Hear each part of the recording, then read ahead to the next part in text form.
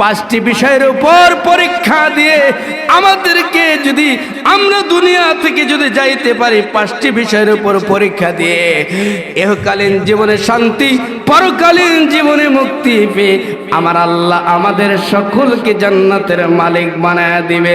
আমাদের সকলকে রব্বুল আলামিন কবুল করুন। বর্তমান সময়ে বিভিন্ন জায়গায় বিভিন্ন সভা সমাবেশ হইতেছে না, নির্বাচনীয়, তারপরে এই দল সেই দল। আমরাও একটা অনুষ্ঠানে বসছি। আমরা যেই অনুষ্ঠানে বসছি, এটা কি দুনিয়ার কোনো অনুষ্ঠান? এটা কোরআনের আলোচনা হইতেছে। ভাই সাউন্ডটা ক্লিয়ার কর, মাইকটা টানতেছে। এই মাহফিলে আমরা যে আসছি, আমরা নিজের গায়ের জোরে আসছি? আমাদের থেকে অনেক সবল মানুষ, অনেক শিক্ষিত মানুষ আপনার এলাকায় এখনো ঘুমায় না, বাজারে গল্প করে না, এদিক সেদিক ঘুরতেছে না। তাহলে আমরা আসলাম কেন? কে আনছেন? জোরে বলেন না, কে আনছেন? আল্লাহ আনছেন। আপনারা যে এসেই পড়েছেন মাহফিলে, এই মাহফিলে আসলে লাভ না লস? কি লাভ? আমি যতক্ষণ আলোচনা করব আপনাদেরকে কোরআন হাদিস থেকেই আলোচনা করব।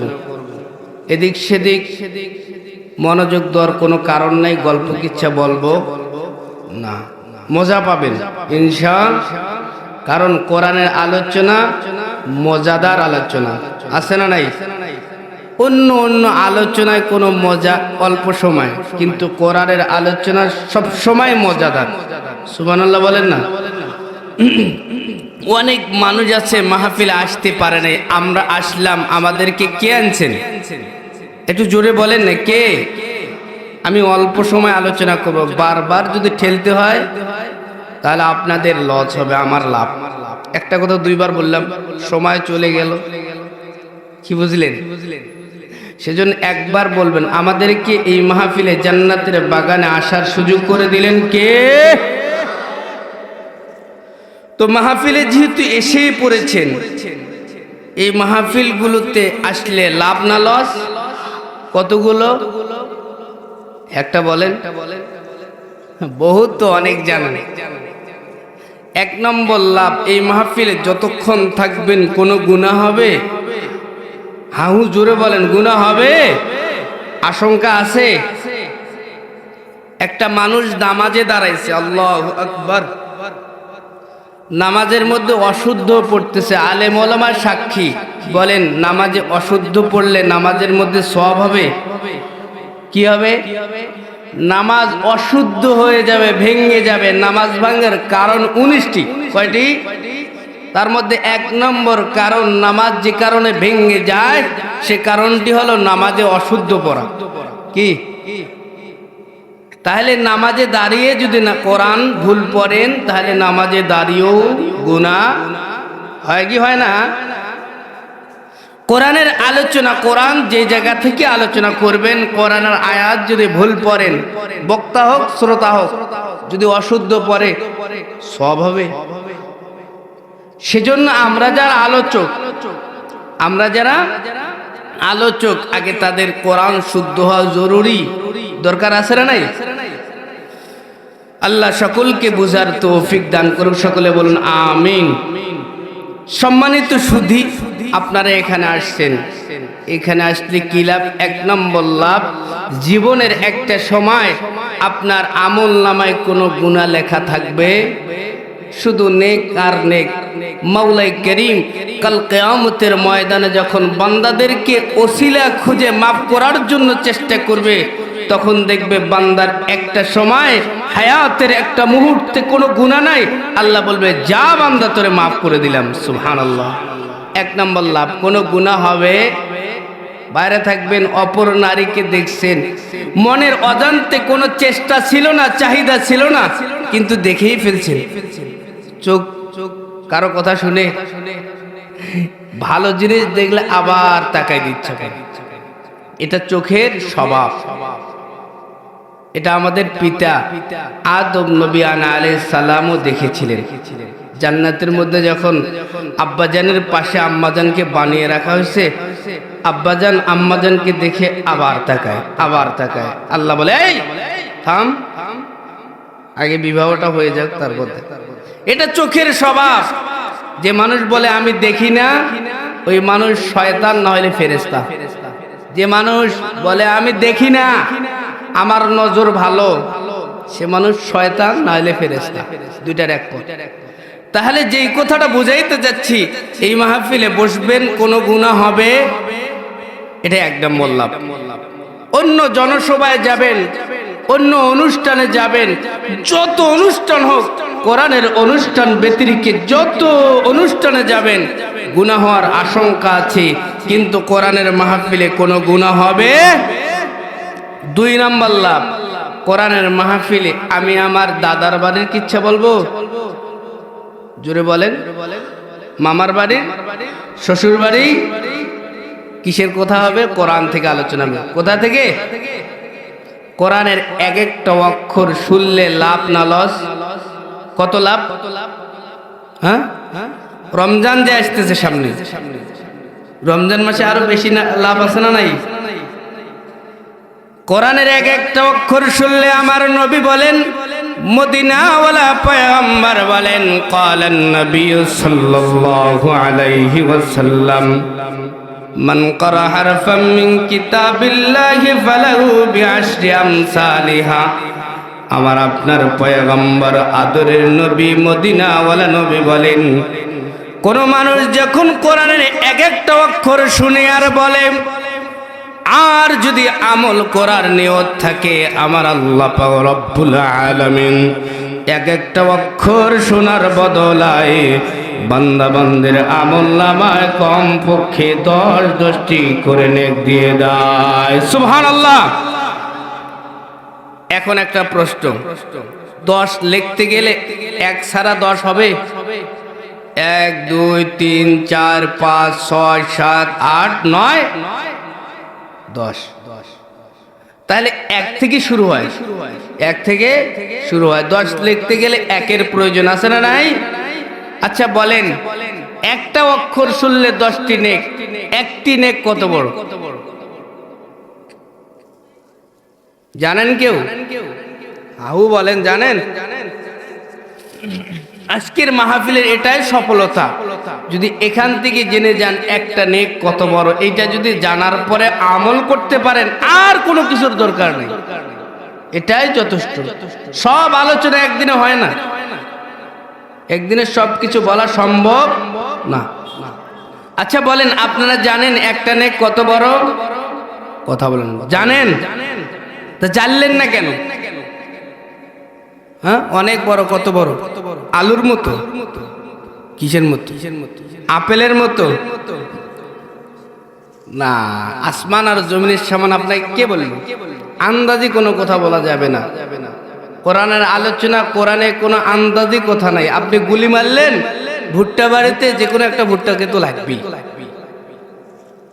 এটা কোরআন নয়, এটা আমাদের কোরআন, আল্লাহর কালাম, ঐশী বাণী। এখানে সব পুঙ্খানুপুঙ্খানু খোলাসা আলোচনা, সব বিস্তারিত আলোচনা। সেজন্য আল্লাহ পাক রব্বুল আলামিন বলেন, ওয়ানাজ্জালনা আলাইকাল কিতাবা তিবয়ানাল লিকুল্লি শাই ওয়া হুদান ওয়া রাহমাতান ওয়া বুশরা লিল মুসলিমিন। আমার আল্লাহ বলেন, হিন্দুদের কিতাব আছে, খ্রিস্টানদেরও বই আছে, অন্য অন্য ধর্ম অবলম্বীদের বই আছে, ধর্মগ্রন্থ আছে। তাদের যাজক, তাদের ইমাম, তাদের নেতা ছাড়া অন্য কোনো মানুষ ওই ধর্মগ্রন্থগুলো নাড়াচাড়া করতে পারে না। এমনকি অন্য অন্য ধর্ম অবলম্বীর নেতা ছাড়া কোনো মানুষ পড়তেও জানে না। কিন্তু আমার আল্লাহ রব্বুল আলামিন এমন এক ঐশী বাণী মহাগ্রন্থ আল কোরআন দিয়ে দিয়ে জগতের মানুষদেরকে জানা দিলেন, এ দুনিয়ার মানুষেরা, তোমাদের জন্য এই কোরআনকে ওপেন করে দিলাম।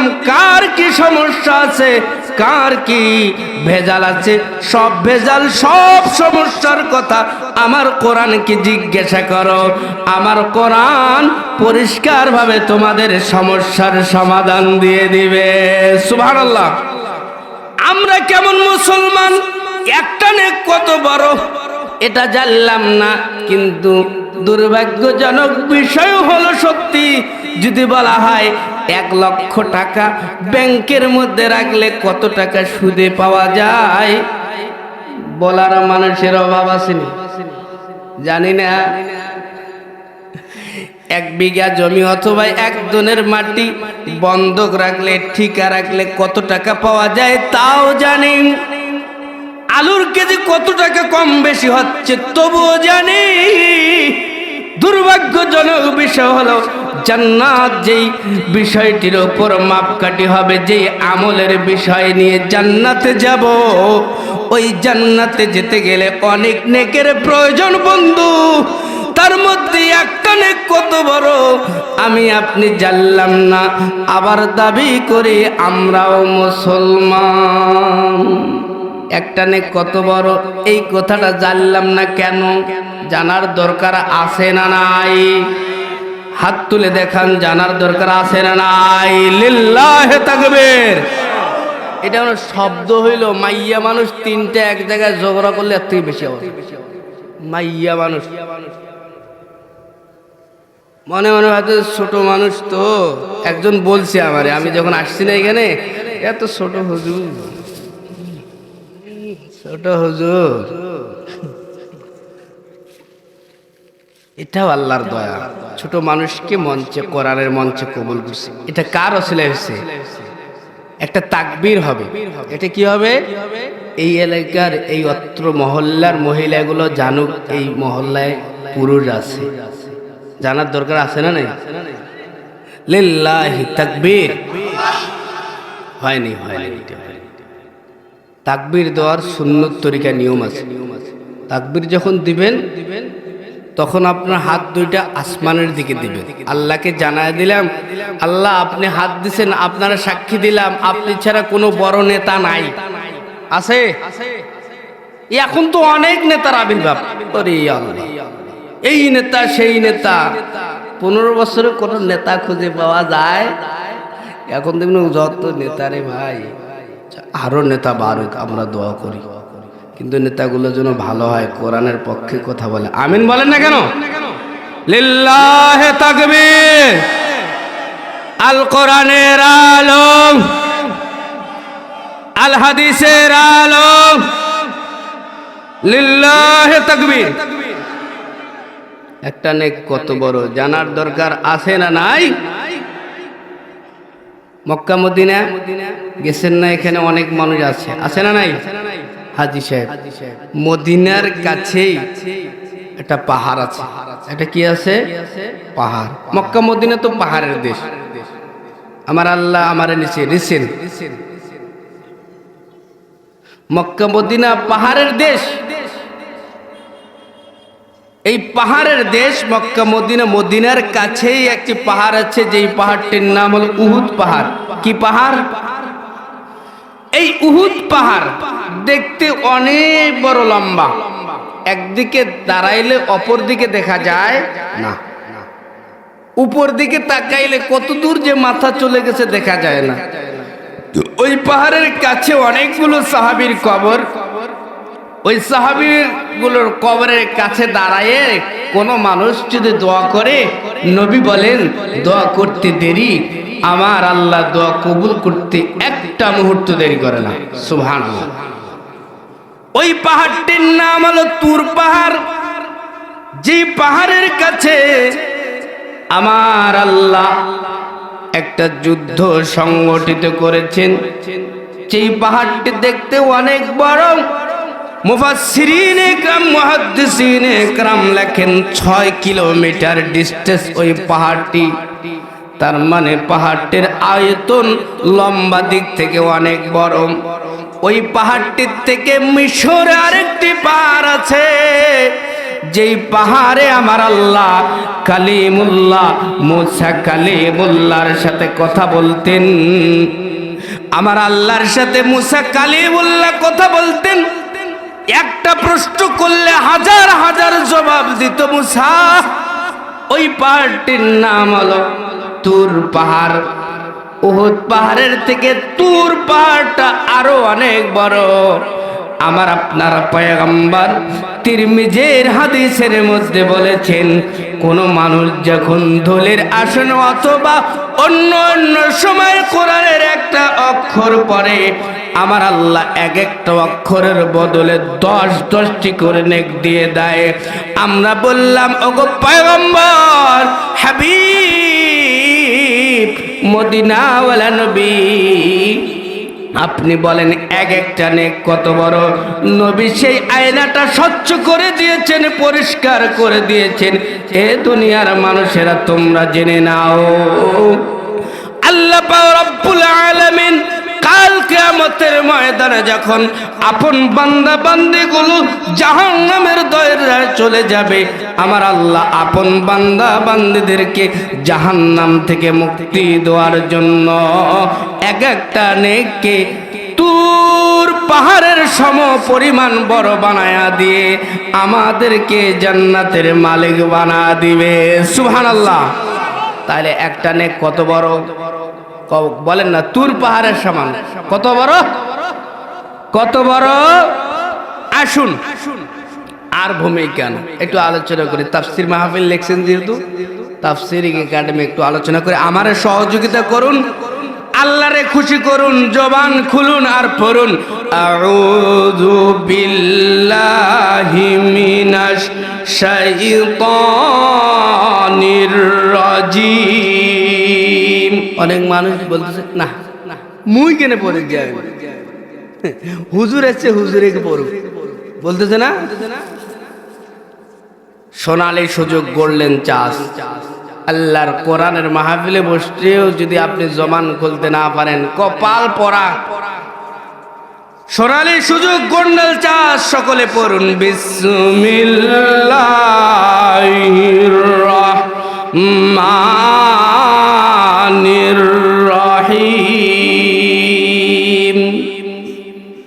ওয়ালানাবলুওয়ান্নাকুম বিশাইইম মিনাল খাউফ ওয়াল জু'i ওয়া নাকসিম মিনাল আমওয়ালি ওয়াল আনফুসি ওয়াস সামারাত ওয়া বাশশিরিস সাবিরিন।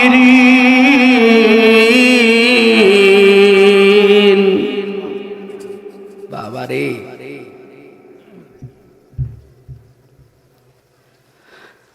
আচ্ছা বলেন, আমাদের জন্য আল্লাহ মরার পরে কিয়ামতের ময়দানের হিসাব কিতাবের পরে যারা ঈমানদার তাদের জন্য আমার আল্লাহ একটা ঘর বানাইছেন।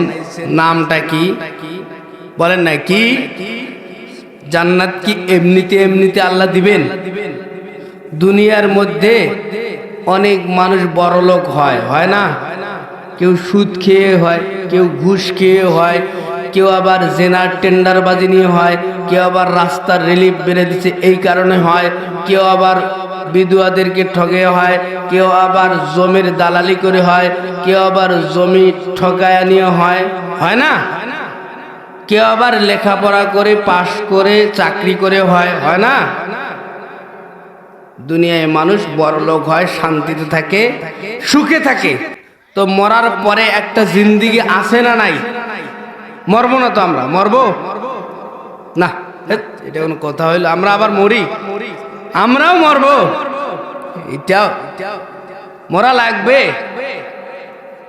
আমার আল্লাহ বলেন, কুল্লু নাফসিন যায়িকাতুল মাউত ওয়া ইন্নামা তুওয়াফাউনা উজুরাকুম ইয়াউমাল কিয়ামাহ। এ বন্ধু, মরণ এমন একটা জিনিস, মরণ থেকে কেউ বাঁচতে পারবো? আমার আপনার পয়গম্বর মদিনার মসজিদে ওয়াজ করতেছেন, ওয়াজ এখন থেকে আসতেছে না আগ থেকে ছিল? এমন সময় মসজিদ নববীর বারান্দার রাস্তা দিয়ে, যে রাস্তা মদিনার মার্কেটে যাওয়া যায়, বাঙালি বাজার যাওয়া যায়, অনেক জায়গায় যে রাস্তা দিয়ে যাওয়া যায়, চলাফেরা করে মানুষেরা, ওই রাস্তা দিয়ে এক বার্তাবাহক এলান করতেছে, অমুক এলাকায় একজন মানুষ মারা গিয়েছে, মুসলমান মারা গেছে, অমুক সময় জানাজা। আল্লাহর পয়গম্বর সেই সময় মসজিদ নববীর মধ্যে দ্বীনের আলোচনা করতেছে, যেই সময় এই এলান এক সময় পয়গম্বরের কানে চলে গেছে। নবীজি দ্বীনের সমস্ত কার্যক্রম বন্ধ করে দিয়ে উপস্থিত সমস্ত সাহাবীদেরকে নিয়ে ওই মানুষটার জানাজার মধ্যে শরীক হওয়ার জন্য রওনা করলেন। এক সময় জানাজার কাছাকাছি চলে গেলেন, দেখতেছেন মানুষগুলো কাতারে কাতার বন্দী হয়ে দাঁড়িয়ে গিয়েছে। আল্লাহর পয়গম্বর আসতেছে, দূর থেকে সাহাবীদের একটা জামাত দেখা মুসলমানরা দাঁড়ায় গেছে, দেখো না মদিনাওয়ালা আসতেছে, কামলেওয়ালা আসতেছে, একটু ওয়েট করি, আমাদের সাথে পয়গম্বরে দু আলম এই জানাজার মধ্যে শরীক হই, এটা আমরা চাই। সমস্ত মানুষ দেরি করে কি করে না মানুষের জন্য? মানুষ চাষা আসছে, চেয়ারম্যান আসতেছে, মেম্বার আসতেছে, মন্ত্রী আসতেছে, এরকম দুনিয়ার মধ্যে হয়। এখানে দুনিয়ার কোনো মন্ত্রী নয়, দুনিয়ার কোনো রাজা নয়, বাদশা নয়, যেখানে স্বয়ং পয়গম্বর দু জাহানের বাদশা ইমামুল আম্বিয়া আসতেছে। 5 মিনিট কেন দেরি, 1000 মিনিট দেরি করতে আমরা প্রস্তুত। মদিনাওয়ালা চলে আসলেন, একবারও এক জামাত দিয়ে আসলেন, মরণ থেকে কেউ বাঁচতে পারবো না বন্ধু। আল্লাহর পয়গম্বরকে দেখে ইমাম সাহেব বলতেছে, ইয়া রাসূলুল্লাহ, ইয়া হাবিবাল্লাহ, আপনি জানাজার নামাজটা পড়ায়া দেন। উপস্থিত সমস্ত সাহাবীরা কাতার বন্দী হয়ে দাঁড়িয়ে গেছে। আল্লাহর নবী বয়ান শেষ করার পরে জানাজার নামাজ পড়ানোর জন্য দাঁড়ায় গেছে। ইন্ডিমেন মুহূর্তে দেখতেছে যেই মাইয়েরটার জানাজা পড়াবে, ওই মাইয়েরটার কাপড়ের নিচে কি যেন নড়াচড়া করতেছে। আল্লাহর পয়গম্বর হতভম্ব হয়ে গেলেন, চিন্তা করতেছে মানুষটা মনে হয় মারা যায় নাই, কি নড়াচড়া করে, চিন্তার বিষয় আছে না নাই? কাপড়ের নিচে কোনোদিন দেখছেন কোনোদিনই নড়াচড়া করছে? চকলেটের মতো প্যাকেট করে রাখা হয়। আরে কত মাস্তান, কত রাজা বাদশা চলে গেল, পাটা নড়ার ক্ষমতা নাই, হাতটা নড়াচড়া করার কোনো ব্যবস্থা নাই। সেই জায়গায় আল্লাহর পয়গম্বর নিজেই জানাজার ইমামতি করবে। ওই মুহূর্তে আল্লাহর পয়গম্বর ডাক দেখায়, আবু বকর কোথায় তুমি? কয় লাব্বাইক ইয়া রাসূলুল্লাহ, আমি হাজির আছি। কয় দেখো না কাপড়ের নিচে নড়াচড়া করতেছে। আমার মন বলে মানুষটা মারা যায় নাই, একটু কাপড়টা খুলে দেখো। আবু বকর যখন অর্ডার পাইছে, আস্তে করে মাইয়েরটার কাছে চলে গেছে, চলে যাওয়ার মাথার দিক দিয়ে কাপড়টা আস্তে আস্তে খুলতেছে। খুলে দেখে একটা বিষধর সাপ ওই মাইয়েরটার কপালের মধ্যে সবল মারতেছে। আবু বকর ওই সাপটার দেখা ইন্না লিল্লাহ বইলা পিছন দিকে সরে আসছে। আল্লাহর পয়গম্বর ডাক দিয়া কয়, আবু বকর কি খবর? কয় ইয়া রাসূলুল্লাহ, ইয়া হাবিবাল্লাহ, ওগো আল্লাহর দোস্ত, এখানে এক অলৌকিক ঘটনা। ওই মাইয়েরটার কপালের মধ্যে সাপ সবল মারতেছে। কি খবর? সাপ কেন এই জায়গায় আসলো? যেই জায়গায় আমি রাহমাতাল লিল আলামিন দুনিয়ায় বেঁচে আছি, এই মুহূর্তে সাপ কোত্থেকে আসলো? একটা লাঠি নিয়ে আয়। হুকুম পে আবু বকর দৌড় দিয়ে লাঠি আনার জন্য ব্যতিব্যস্ত হয়ে পড়েছে। এক সময় লাঠি নিয়ে হাজির। ইয়া রাসূলুল্লাহ, ইয়া হাবিবাল্লাহ, এখন কি কয়? মার দে। এমনি মুহূর্তে সাপটা আল্লাহর ডাক দেয়, কয় আল্লাহ, বেয়াদবি হয়ে যায়, তো তোমার হাবিব এখানে বসা, তোমার বড় বড় সাহাবীরা এখানে আছে, তোমার পয়গম্বরের সাহাবীরা এখানে উপস্থিত, বেয়াদবি হয়ে যায়। ওগো আল্লাহ, আমার একটু জবানটা খুইলা দাও, আমি পয়গম্বরকে সালাম দিতে চাই, আমি পয়গম্বরকে জানা দিতে চাই। আমি একা একা আসি নাই, আমি নিজের শক্তিতে এই জায়গায় আসি নাই, আমি তোমার হুকুমে এসেছি। এই কথা বলতে দেরি, সাপটা আল্লাহর কাছে আরজি করতে দেরি, আমার আল্লাহ সঙ্গে সঙ্গে সাপের জবান খুলে দিতে একটা সেকেন্ড দেরি করে নাই। একটু জোর আওয়াজে বলুন সুবহানাল্লাহ। এ মুসলমান ইমানদার, আল্লাহর পয়গম্বর ডাক দিয়ে কয়, এই সাপ। সাপটা সালাম দিয়ে দিলেন। আল্লাহর পয়গম্বর সালামের জবাব দিয়ে বলছে, কেন আসছো? কয়, ইয়া রাসূলুল্লাহ, ইয়া হাবিবাল্লাহ, আমি কেন আসছি? আমি একা একা আসি নাই, আমি নিজের শক্তিতে আসি নাই, আমার আল্লাহ পাঠাইছে। কয়, কেন পাঠাইছে? কয়, তারে সবল মারার জন্য পাঠাইছে। কয়, কেন সবল মারো? কয়, ইয়া রাসূলুল্লাহ, ইয়া হাবিবাল্লাহ, ওগো আল্লাহর দোস্ত, শুধু এখন সবল মেরে ক্ষান্ত হব না, শেষ করব না। কিয়ামত পর্যন্ত তার কপালে যতদিন সে কবরে থাকবে, যতদিন তার হিসাব কিতাবের কার্যক্রম শেষ হবে না, ততদিন তার কপালে সবল মারতে থাকবো। আল্লাহর নবী ডাকতে কয়, সাপ কেন তার কপালে সবল মারবা? কারণটা কি? সাপ ডাকতে কয়, ইয়া রাসূলুল্লাহ, ইয়া হাবিবাল্লাহ, এই মানুষটার তিনটা অপরাধ। কয়টা অপরাধ? আর জোরে বলেন, কয়টি? উপস্থিত সমস্ত জানাজার মানুষগুলো নবীরে ডাক দিয়ে কয়, ইয়া রাসূলুল্লাহ, ইয়া হাবিবাল্লাহ, পয়গম্বর, আপনি সাপের কাছে জেনে নেন, শুনে নেন, কোন তিনটি অপরাধের কারণে সাপ ওই মাইয়েরটার কপালে সবল মারে। মানুষগুলো অতিরঞ্জিত ব্যস্ত হয়ে পড়েছে। কোন তিনটি দোষ আপনাদের শুনতে ইচ্ছা করে কি করে না? কি কারণে কপালের মধ্যে সাপ সবল মারে? শোনার দরকার নাই। আমরা তো মরবো না, মরবো না, না না, তো মরবেন তো নামাজ পড়েন না কেন? পর্দা করেন না কেন? সুদ খান কেন? মানুষের জমি বেআইনি করে খান কেন? ধোকা দেন কেন? গীবত করেন কেন? রোজা রাখেন না কেন? যখন রমজান মাস আসবে তখন ডায়াবেটিস, কয় গ্যাস। কি হল তোর? কি কয় গ্যাস? সিগারেট খায় বারবার, তাতে কোনো গ্যাস নাই। আপনি দিবে আল্লাহ, কি দিবে? মরেন না, দেখেন না, একটু মরে দেখ কি হয়। ওই এগুলো কিচ্ছু নেই, তো মরে দেখ না আছে কিনা। মরা লাগবে কি লাগবে না? তো সাপে কপালের মধ্যে সবল মারে তিনটি দোষের কারণে। কয়টি দোষ? তিনটি দোষ। জানার দরকার নাই। কে কে জানবেন না একটু হাত তুলেন তো। হুজুকে মাতাল হয়ে গেছে না, মাতাল হওয়া যাবে না তো।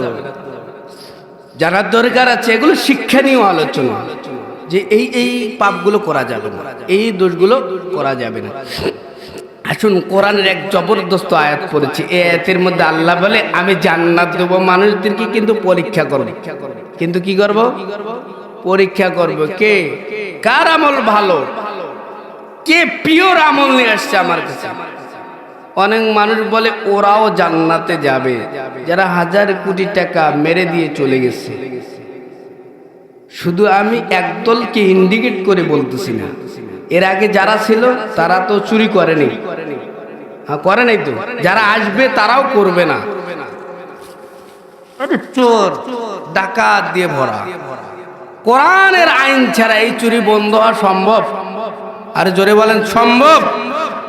কোরআনকে রাষ্ট্রীয় ক্ষমতায় নেন, দেখেন কি মজা। এই দলকে নিয়ে আসবেন, এরা রেখে চুরি করে নেই। আরে সবাই চোর, শুধু একমাত্র কোরআনকে যদি ক্ষমতায় নিয়ে আসতে পারে, তাহলে কোনো চোর, কোনো ডাকাত, কোনো ছিনতাইকারী, কোনো ধর্ষণকারী মাপ পাবে না। আরে একটা বিচার করে দেন, যে চুরি করছে হাত কেটে দেন, পা কেটে দেন, এগুলো নাই, শুধু লেকচার, শুধু লেকচার।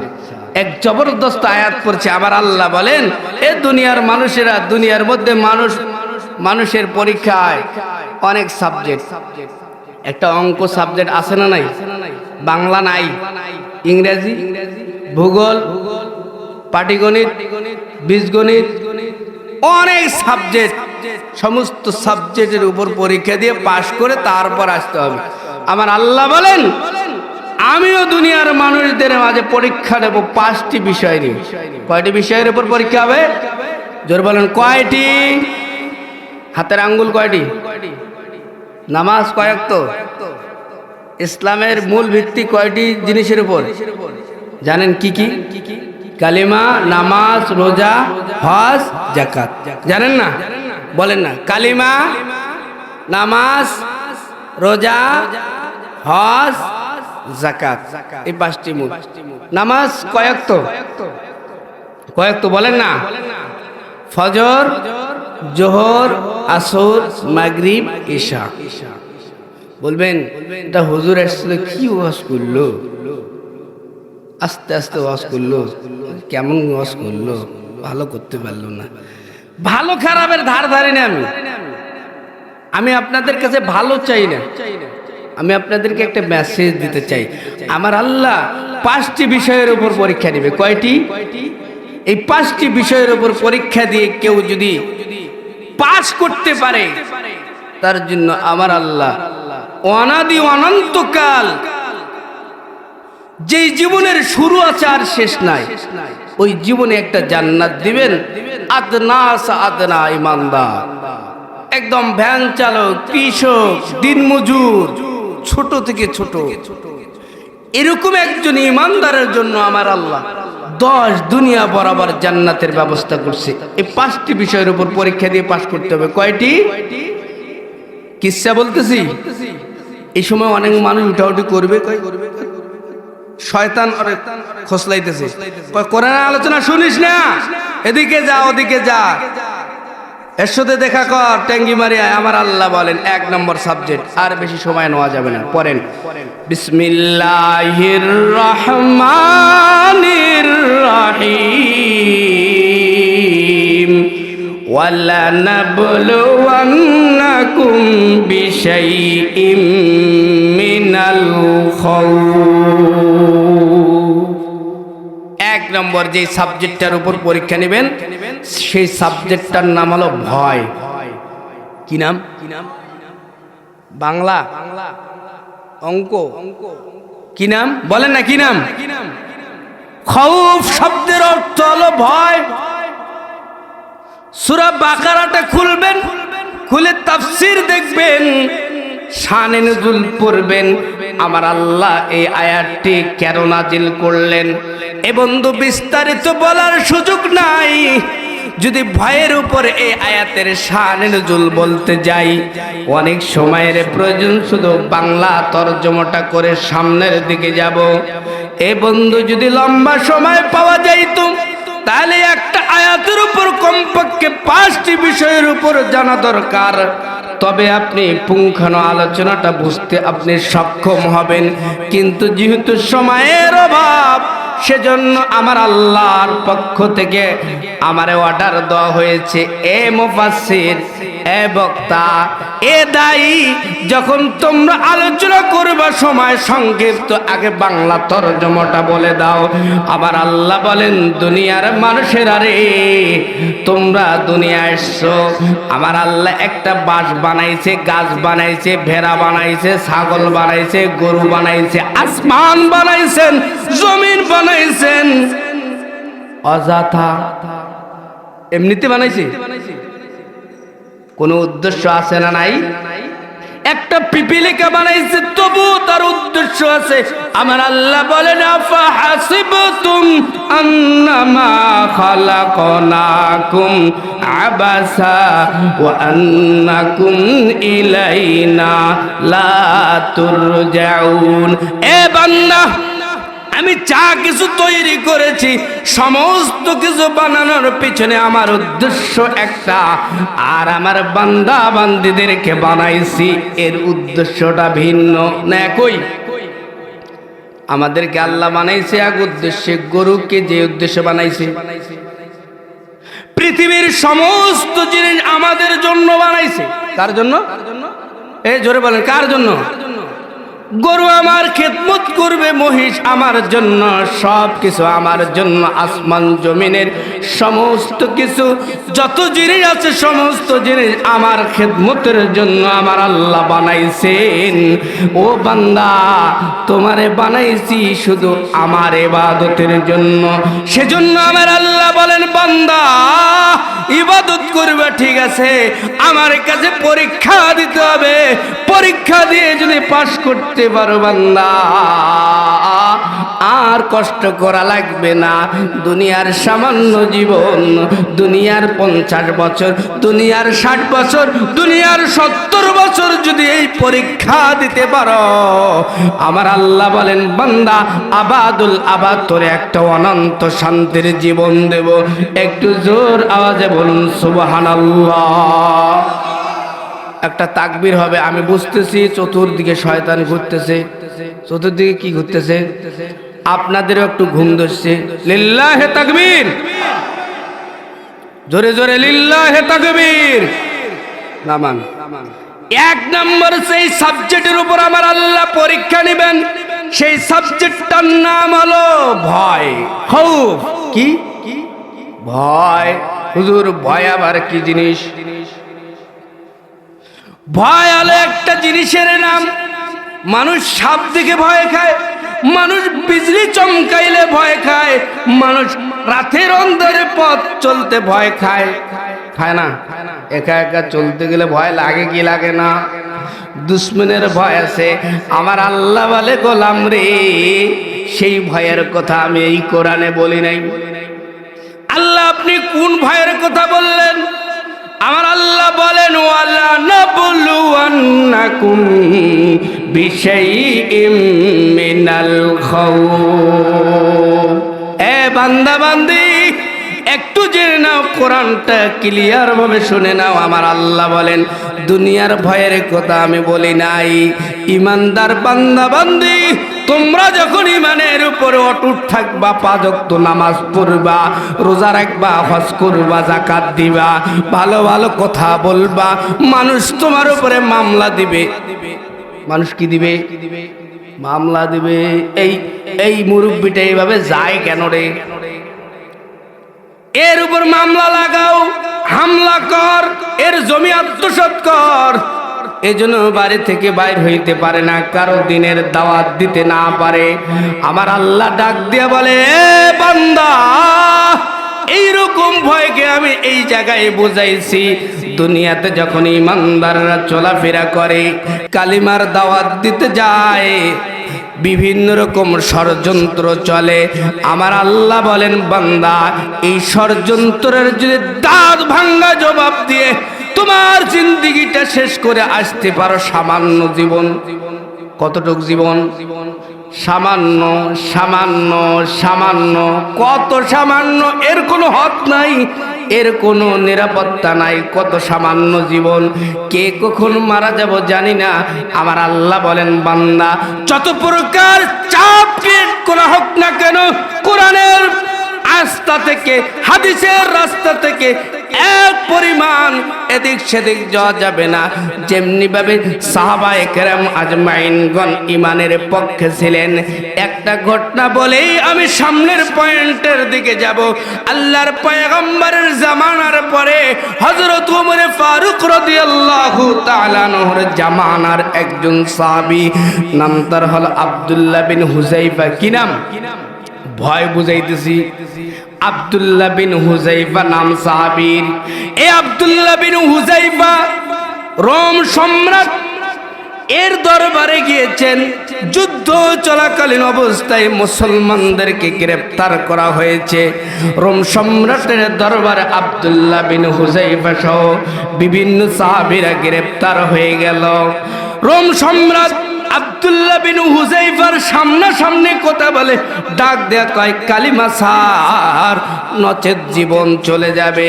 আব্দুল্লাহ বিন হুযাইফা ডাক দেয়া কয় দুনিয়ার সব কিছু ছাড়তে পারি কিন্তু কালিমা ছাড়তে পারি না। যারা মুমিন ইমানদার, রোম সম্রাট লম্বা ঘটনা সংক্ষিপ্ত আকারে বলতে, রোম সম্রাট ডাক দিয়ে কয় যদি কালিমা ছাড়ো আমার দলে চলে আসো তাহলে তোমার জন্য 3টি পুরস্কার। কয় 1 নাম্বার পুরস্কার আমার রাজ্যে যত বড় সমস্ত রাজ্যটা, সমস্ত আমার ক্ষমতা যেখান থেকে চলে সমস্ত ক্ষমতাটা 2 ভাগ করে 1 ভাগ তোমারে দিয়ে দেব। 2 নাম্বার পুরস্কার তোমারে মাফ করে দেব, তোমারে ছেড়ে দেব। 3 নাম্বার পুরস্কার তুমি যদি কালিমা ছেড়ে দাও আব্দুল্লাহ বিন হুযাইফা, তুমি যদি আমাদের দলে চলে আসো, আমার একটা সুন্দর রূপসী একটা কন্যা আছে, যেই কন্যাটা চাঁদের থেকে সুন্দর, ওই কন্যাটা তোমারে দিয়ে দেব। আব্দুল্লাহ বিন হুযাইফা ডাক দেয়া কয় জীবন চলে যাক ভয় দেখাইও না, অর্থের লোভ দেখাইও না, নারীর লোভ দেখাইও না, আমি কালিমা ছাড়তে পারবো না। এই কথা থেকে আপনাদেরকে শিক্ষা নিতে হবে। যতই লোভ লালসা আসুক, 500 টাকা 1000 টাকা যত ভয় আসুক, কালিমার পক্ষ থেকে কালিমার রাস্তা থেকে অন্য রাস্তায় যাওয়া যাবে। 2 নম্বর বিষয় আমার আল্লাহ যেই বিষয়ে পরীক্ষা নেবেন, আমার আল্লাহ বলেন ওয়ালা নাবলুওয়ান্নাকুম বিশাইইম মিনাল খাউফি ওয়াল জু। এটা একটা ইম্পর্টেন্ট। আল্লাহ বলেন ভয় ক্ষুধা দিয়ে পরীক্ষা করব। কি রমজান মাস আসতেছে না, রোজা কি পেট ভরা থাকে নাকি? ভরা থাকবে তো নাকি? জোরে বলেন ভরা থাকবে। যারা ইমামতি করে 5000 টাকা বেতন দেন, 2000 আপনারা কত দেন? বাকি কয় মাসে? বাকি নাই। বাবা কোন মসজিদ আপনাদের? এরকম মসজিদ খুব কম, বাকি নাই এরকম মসজিদ খুব কি কম। আর মসজিদে যে দোয়ানিগিরি চলে রে ভাই, জানেন না? সব নেতামি ওই জায়গায়, সব মাতাব্বুরি, সব দেও আনি দেও বলেন না কি শব্দ? দেও মানে যা দেন দেন ওই সব নিয়ে নিবি, এর নাম দেওয়ানি। মসজিদের বেতন কত ইমাম সাহেবের? 5000 10,000। আমরা কিন্তু এরকম ইমাম না। এই 5000 10,000 টাকা দিয়ে আর বউ কি কেমনে চালায়, ফ্যামিলি কেমনে চালায়, নিজে কেমনে চলে? ভোগ আছে না নাই? পেটের মধ্যে ভোগ। রমজান মাস সাহাবা একরাম আজমাইনগণ চলেছিলেন, ক্ষুধার যন্ত্রণায় পেটের মধ্যে পাথর বাজছিলেন। আমরা তো বাদি না, বাদি আমি তো বাদি না, আগে আমাকে ওয়াজ করতে হবে। এই যুগ এখন নাই, এই যুগ এখন নাই। পেটে পাথর বাঁধার যুগ আছে, ওই আলোচনা করলে এখন খাবে। কোরআন আপডেট, কোরআন কি যতদিন যাবে কোরআন নতুন নতুন রূপ দিবে। সূরা ফাতিহা আসেনি আপনার এলাকায়? আলহামদুলিল্লাহ। এ ভাই কই যান গো? হ্যাঁ 1 নাম্বার না 2 নাম্বার? সূরা ফাতিহা আসেনি আপনাদের এলাকায়? কোন সূরা রে বলে? কথা বলে না, কোন সূরা? আগে যে এরকম শুনছিলেন এখনো এরকমই শুনেন? না না, এখন সুর ঢং ঢ্যাক পাল্টেছে না? পাল্টে নাই তো। কোরআন আপডেট। কোরআন কি? মানুষ যত আপডেট হবে, মানুষ যত পরিবর্তন হবে, কোরআনও কি হবে? পরিবর্তন হবে। অক্ষর আয়াত সব একই থাকবে, মানুষ যেই দেশে যাবে কোরআন ওই দেশ। কোরআন আপডেট কিতাব। তো ইমাম সাহেবের বেতন দেন 5000 টাকা 10,000 টাকা, 5 ওয়াক্ত নামাজ। কয় ওয়াক্ত? আবার জুমার নামাজ। আবার মানুষ মরলে ওর ছেলে যাওয়ার আগে ইমাম সাহেব না গেলে চাকরি শেষ। এরকম হয় না? আমার আল্লাহ বলেন গোলাম রে ক্ষুধা দিয়ে তোরে পরীক্ষা করব, পরীক্ষায় যদি পাশ করতে পারিস, এ বান্দা সামান্য জিন্দেগি এটা যদি শেষ করতে পারো, ও গোলাম রে, ও পর্দার মা বোনেরা, সুদ না খেয়ে, এখন তো মহিলারাও সুদ খায়, টাকা ধার নিতে যাবেন, মহিলার কাছে যায়, কি খবর, মুই আনছো টাকা কোনটা পাও মুই নিয়ে আসি, আচ্ছা ঠিক আছে যা, ওই চলে গেল একবারে, যেটা সুদ খায় না, ওর বউ আবার সুদ খায়, টাকা রাখছে 10,000 টাকা সুদের উপর নিয়ে চলে আসি, কিন্তু এত গ্রাম ঘুরলুম কোথাও টাকা নাই, তুই টাকা কোনটা বলো, অমুকের বউয়ের ঠেয়ান, এরকম নাই। সুদ খাওয়া জায়েজ আছে? আপনি সুদ খাবেন না, একটু পেটটার মধ্যে একটু ক্ষুধা দিয়ে দেন, আমার আল্লাহ বলেন গোলাম একটুখানি সামান্য জীবন সুদ না খেয়ে পেটের মধ্যে একটু ক্ষুধা দে, একটু আমি পরীক্ষা নেই, একটু তুমি দুর্নীতি না করে ঘুষ না খেয়ে একটু কম খা, পেটটার মধ্যে একটু ক্ষুধা দিয়ে দে, আমি ক্ষুধা দিয়ে পরীক্ষা করতে চাই।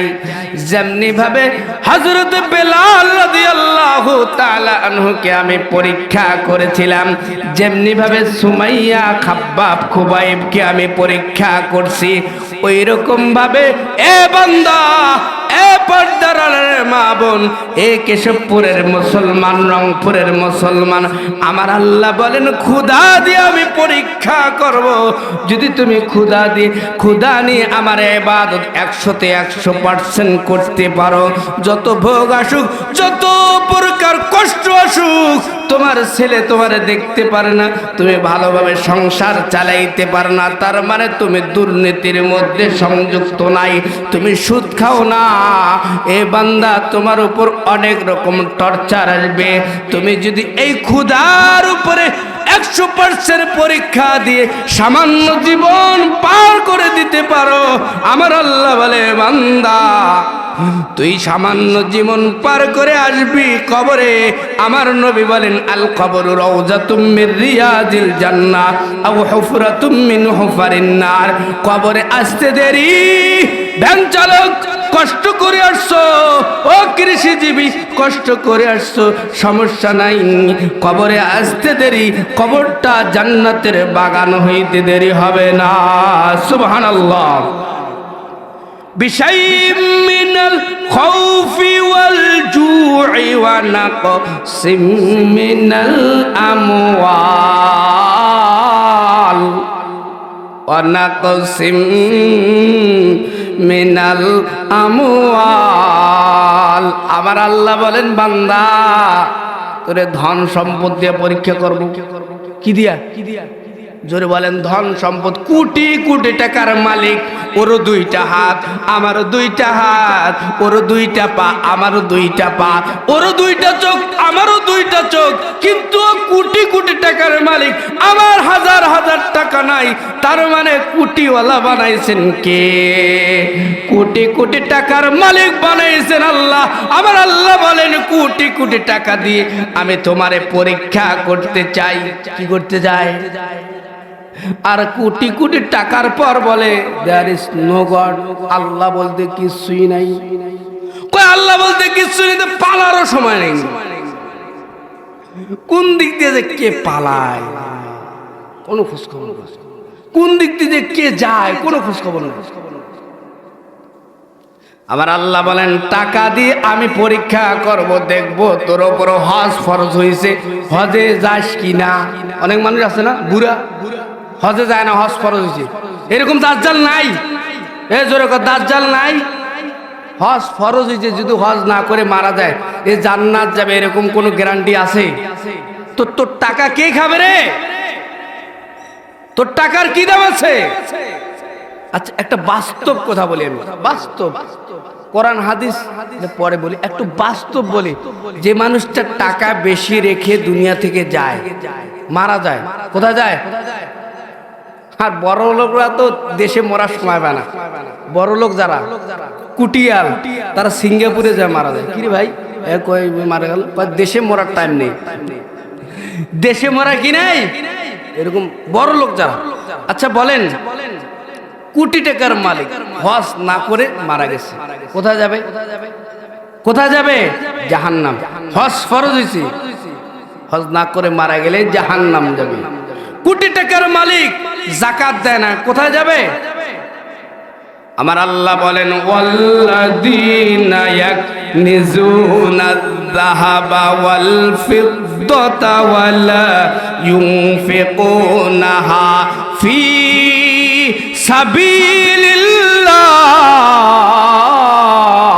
ফাবাশশিরহুম বিআযাবিন আলীম ইয়াওমা ইউহমা আলাইহা ফি নারি জাহান্নামা ফাতকুয়া বিহা জিবাহুম ওয়া জুনুবুহুম ওয়া যুহুরুহুম হাযা মা কানাসতুম লিআনফুসিকুম ফাযুকু মা কুনতুম তাকনিজুন। আমার আল্লাহ বলে এ কোটিপতিরা যাকাত দে, যদি যাকাত না দেস কাল কিয়ামতের ময়দানে এই মাল সম্পদ তোর পেটের মধ্যে যাবে, বড় বড় সাপ হবে, বড় বড় অস্ত্র হয়ে তোকে হানতে থাকবে। সেজন্য যাকাত দিয়ে দে।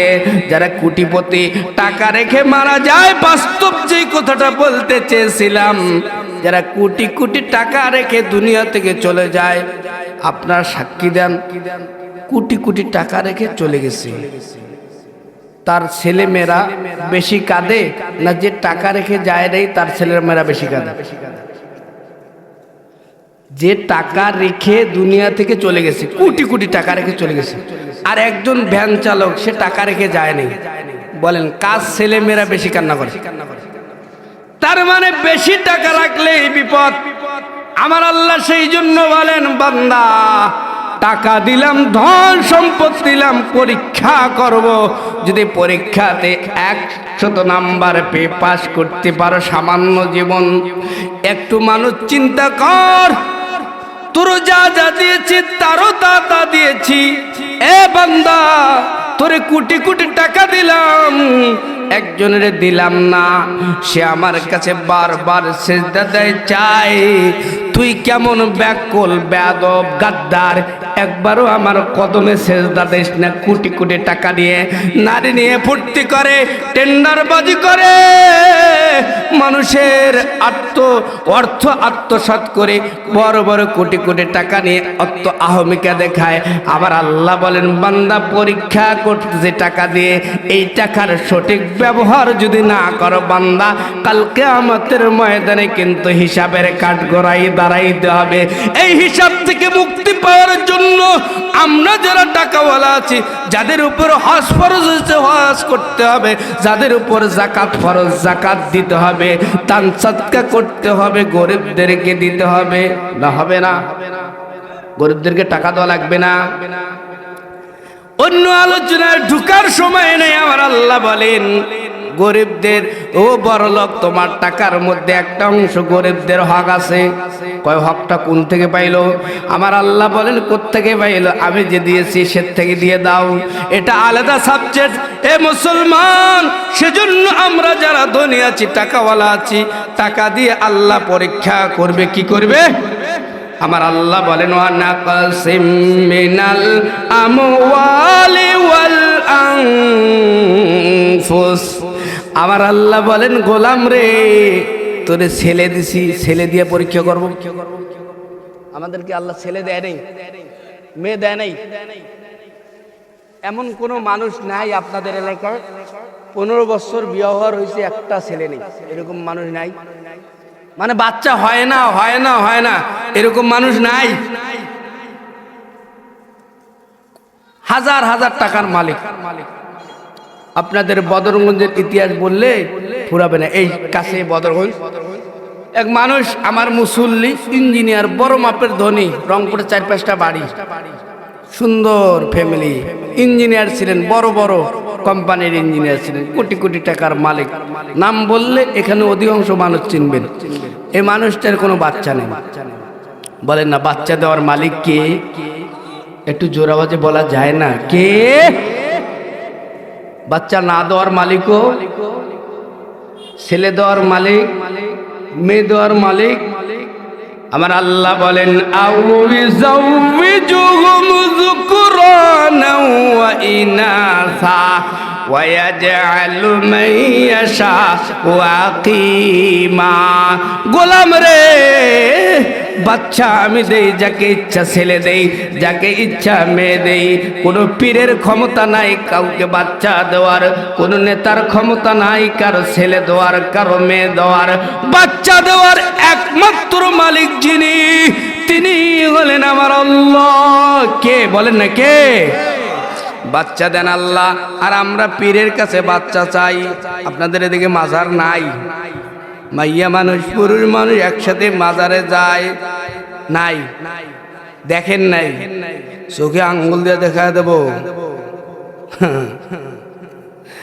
ছেলে মেয়ে একসাথে মাজারে যাওয়া জায়েজ নাই, মাজারের মাটি পেটে মাখা জায়েজ নাই, মাজারে গিয়ে সন্তান যাওয়া জায়েজ নাই, মাজারে মেয়েরা যাওয়া জায়েজ নাই। জায়েজ? এখন তো আমরা একসাথে যাই। এ বাবা ছেলে নাই, বাবা একটা ছেলে দাও। আমার আল্লাহ বলেন বান্দা, ছেলে দেওয়ার মালিক হইলাম আমি। তোরে ছেলে দিয়ে পরীক্ষা করব, মেয়ে দিয়ে পরীক্ষা করব। বান্দা, ছেলেটারে কোন পথে চালাস, মেয়েটারে কোন ইউনিভার্সিটি পড়াস। মেরে ইউনিভার্সিটিতে পড়াইতে বলছে আল্লাহ। ছেলেরে তাহলে পড়া লাগবে না, ডাক্তার হওয়া লাগবে না ছেলেরে, মেয়েরে ডাক্তার হওয়া লাগবে না। ডাক্তার বানাবে ভালো কথা, ইঞ্জিনিয়ার বানাবে ভালো কথা, বানাও। সর্বপ্রথম ছেলে মেয়েকে আল্লাহ পাক রব্বুল আলামিন দিয়ে ঘোষণা করে দিলেন, বান্দারে একটা সুন্দর ছেলে দিলাম, একটা সুন্দর মেয়ে দিলাম। এই ছেলেটার পিছনে আমার আল্লাহর কত টাকা ইনভেস্ট করেছেন, কত টাকা বরাদ্দ করেছেন, একটুখানি যদি বলি আপনারা বিরক্ত হবেন। একটা ছেলের মাথার মধ্যে একটা মগজ আছে। কি আছে? মগজটার ওজন কত কেজি? 100 কেজি। কয় কেজি? আরে জোরে বলো না, কত কেজি? ওই মগজটা পুরাটাই চরক। কি না, মগজটা দেখতে চরপের মধ্যে দেখা যায়। চিকিৎসা বিজ্ঞানীরা বলে না না, চরপ না, মগজটা পুরাটাই রক। পুরাটা কি? 70 লক্ষ কিলোমিটার রক এই মগজের মধ্যে আমার আল্লাহ দিয়েছেন। সুবহানাল্লাহ বলেন না?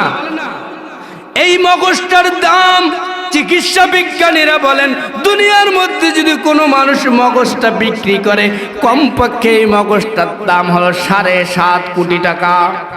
কয় কোটি? শুধু মাথার মধ্যে মগজই আছে, আর কোনো নাই। আমার আল্লাহ বলে গোলাম রে, ফুটফুটে একটা সন্তান দিলাম, কোথায় লেখাপড়া করাও? তোমার সন্তানকে দিলাম আমি আল্লাহ। তোমার সন্তানের দেহটার মধ্যে আমি কমপক্ষে 200 কোটি টাকার মালামাল দিয়ে তৈরি করে তোমার হাতে তুলে দিলাম। তোমার ছেলেটারে তুমি কোন জায়গায় লেখাপড়া করাও? এ বান্দা, আমি বলতেছি না একটা ছেলেরে কোরআনের হাফেজ বানাও, আলেম বানাও, এ বক্তৃতা আমি দেই না। আমি বলতে চাই আপনার ছেলেটারে প্রথম যেই শিক্ষায় শিক্ষিত করবেন, আপনার মেয়েটারে প্রথম যেই শিক্ষায় শিক্ষিত করতে হবে, আমার আল্লাহ আপনার কাছে আমানত দিয়েছেন। আমার আল্লাহ পরীক্ষা নেবেন। আপনার ছেলেটারে যদি আপনি কোরআনের শিক্ষাটা প্রথম না দেন, কাল কিয়ামতের ময়দানে একটা সন্তান যখন জাহান্নামে যাবে, একটা মেয়ে যখন জাহান্নামে যাবে, আমার আল্লাহ কোরআনের মধ্যে কোট করে দিয়েছেন, রব্বানা ইন্না আতা'না সাদাতানা ওয়া কুবরানা ফাআদাল্লুনা সাবিলা। আমার আল্লাহ বলেন একটা মেয়ে যখন জাহান্নামে যাবে, ও বাবা ও মা একটুখানি কান দিয়ে শোনায় নেন, একটা মেয়ে যখন জাহান্নামে যাবে কমপক্ষে 4টা পুরুষকে নিয়ে জাহান্নামে যাবে। কয়টি? এ জোরে বলেন কয়টি? একটা মেয়ে যখন জাহান্নামে যাবে 4 পুরুষকে নিয়ে জাহান্নামে যাবে। এ মা একটুখানি কাল লাগায় দেন।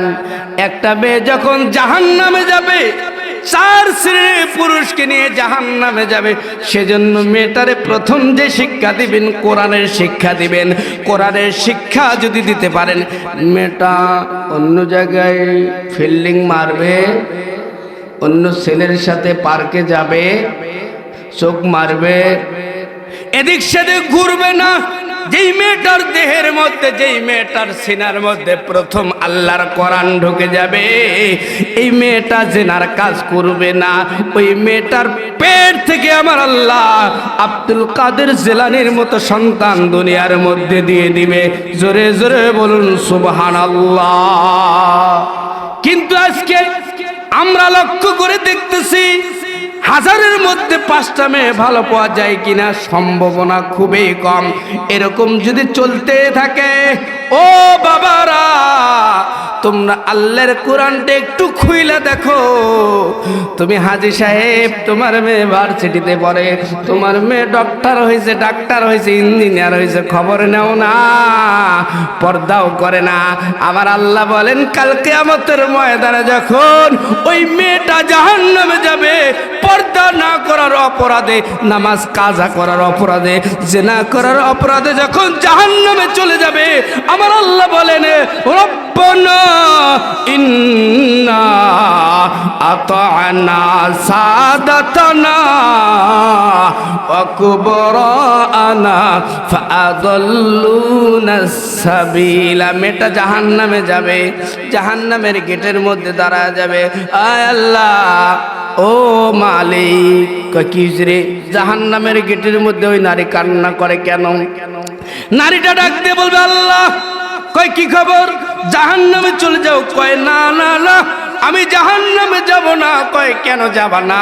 কয় আল্লাহ, আমি তো ছোট ছিলাম, আমার বাবা আমারে কোরআনের শিক্ষায় শিক্ষিত করে নাই, পর্দা করতে দেয় নাই। আল্লাহ, আজকে যদি জাহান্নামে যেতে হয়, আল্লাহ, প্রথম ধাপে আমার বাবাকে চাই। ইন্না আতা'না সাদাতানা ওয়া কুবরানা ফাআদাল্লুনা সাবিলা। আল্লাহ পাক রব্বুল আলামিন ফেরেশতাদেরকে ডাক দিয়ে বলবে, এ ফেরেশতারা, ওই নারীর বাবা কই? কই ওই নারীর বাবা জান্নাতে যায়। কয় জান্নাতে যাওয়ার ডেট ক্যান্সেল, যাও ওই নারীর সাথে জাহান্নামে চলে যাও। নারীটা আবার ডাক দিয়ে বলবে, আল্লাহ, আমি শুধু আমার বাবাকে নিয়ে জাহান্নামে যাব না। কয় আর কারে চাই? কয় আমি বড় ভাইরে চাই। কারে চাই? কয় বড় ভাইরে কেন?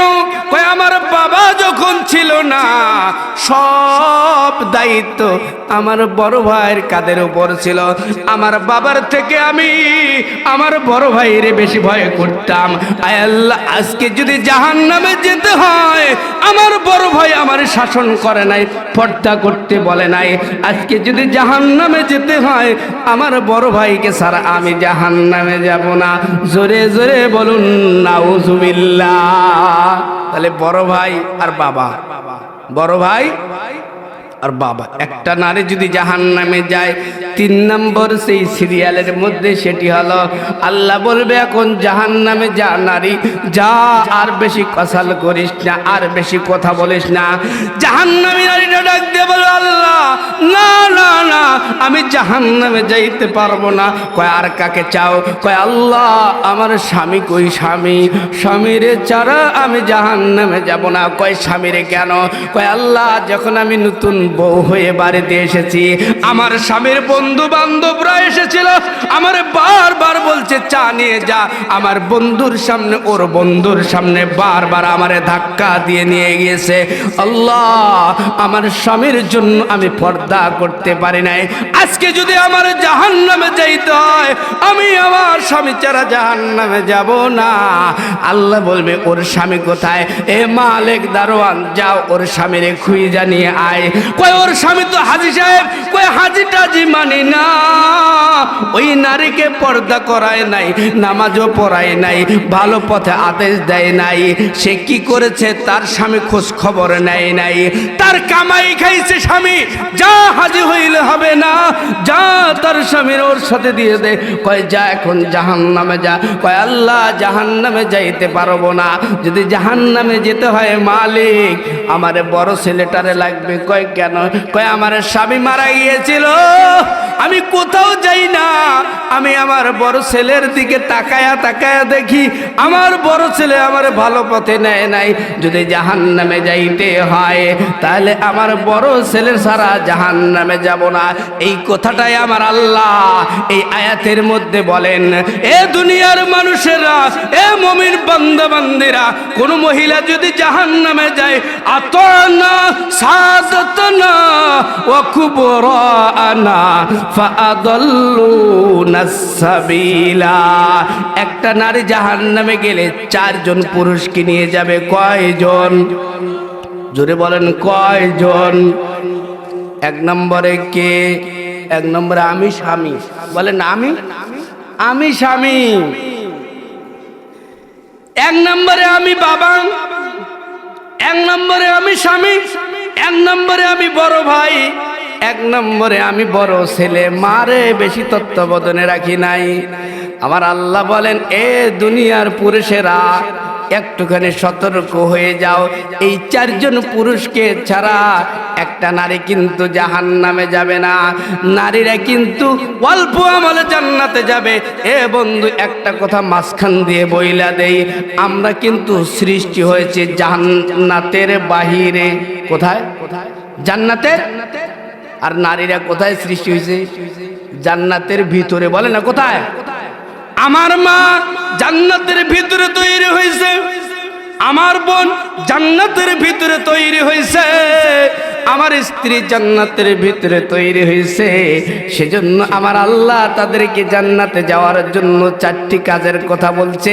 যদি দুনিয়ার মানুষেরা, দুনিয়ার নারীরা চার কাজ করে, চার কাজ করলে তারা জান্নাতে চলে যাবে।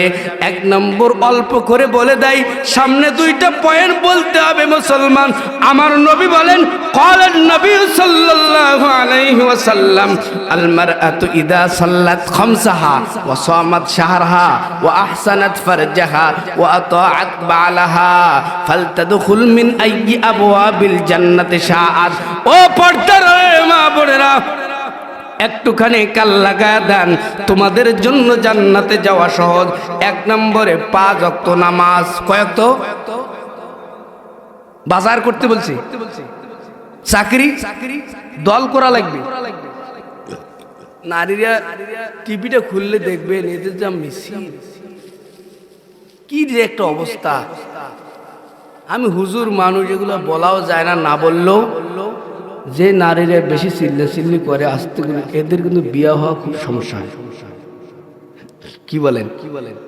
হাউ বলেন, জোরে বলেন। নারীরা এক নম্বরে 5 ওয়াক্ত নামাজ, 2 নম্বরে রমজান মাসে রোজা রাখবে, নারীরা জান্নাতে চলে যাবে। 3 নম্বরে লজ্জায় স্থানের হেফাজত, পার্কে যাওয়া যাবে না মা। তোমার যৌবন, তোমার সতীত্ব হেলায় খেলায় খালাতো ভাই, মামাতো ভাই, চাচাতো ভাই, বউয়ের ভাই, তারপর বাজার তো ভাই, থানা তো ভাই, জেলা তো ভাই, বিভাগ তো ভাই, আছে না নাই? কয় আর বাড়ি করলে কয় ওই আমাদের যে জেলা আছে না, ওই জেলায় আর বাড়ি, সেই জন্য আমরা একসাথে বন্ধু। আরে জেলা তো ভাই হয়। কি ভাই? জেলা তো ভাই। কয় আমাদের রংপুর বিভাগে ওর বাড়ি, ঢাকায় লেখাপড়া করে, তাহলে বিভাগও তো ভাই। কি ভাই? কোন ভাইয়ের সাথে পার্কে যাবা না মা।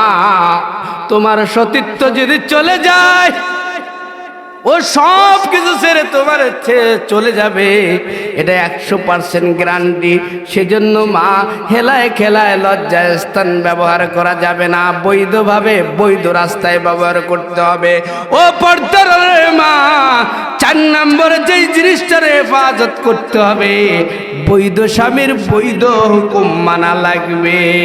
এই 4টি কাজ যদি কোনো নারী করতে পারে, আমার নবী জীবন বলেন ফালতাদখুল মিন আই আবওয়াবিল জান্নাতি শাআত, জান্নাতের 8টি দরজা আছে, যে কোনো দরজা দিয়ে ইচ্ছা নারীটা জান্নাতে ঢুকবে। একটু জোরে জোরে বলুন সুবহানাল্লাহ। তাহলে সন্তান দেওয়ার মালিক কে?